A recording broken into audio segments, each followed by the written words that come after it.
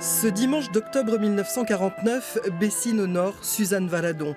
Dans les colonnes du Populaire, le journaliste André-Robert Soulier raconte. La petite ville de Bessines est en fête. Les enfants sont nombreux, les grands aussi. Tout à coup, un groupe compact avance en cortège. Au premier rang et au milieu, Maurice Utrillo. Le peintre et son épouse Lucie Valor sont arrivés la veille à Limoges, reçus discrètement au musée de l'Évêché. Utrillo s'y découvre enfant aux côtés de sa grand-mère Madeleine sur une toile signée Valadon. Maurice Utrillo est souffrant, mais il a tenu à faire le voyage jusqu'en Haute-Vienne. Bessines va rendre hommage à sa mère. Le peintre vient dévoiler une plaque apposée sur la façade de la maison où elle est née.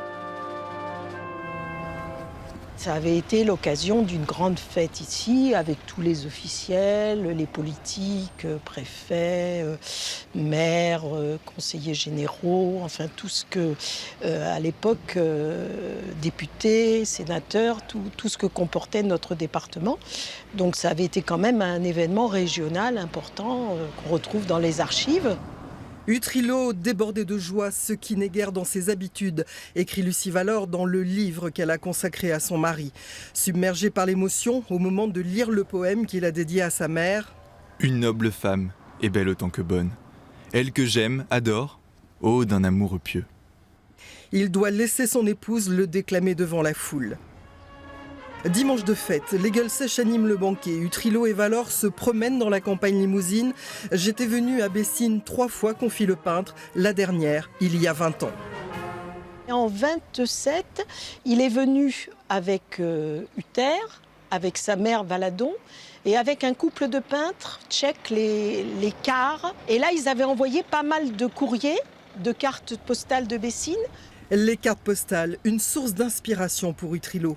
Lui qui si souvent a peint Montmartre, a aussi immortalisé la commune natale de sa mère. La rue principale bordée de grandes maisons, la gendarmerie, le moulin de la Vaugrasse aujourd'hui disparu, la Croix du Breuil et son célèbre manoir Henri IV, enfin l'église où Marie-Clémentine, pas encore Suzanne, avait été baptisée. L'église de Bessines sous la neige. Le tableau appartient à un collectionneur japonais. Vendu chez Sotheby's à Londres, 200 000 livres sterling, plus d'1 500 000 francs. C'était en 1990. On en parlait dans le journal de FR3 Limousin. Combien qu'elle vaut l'église?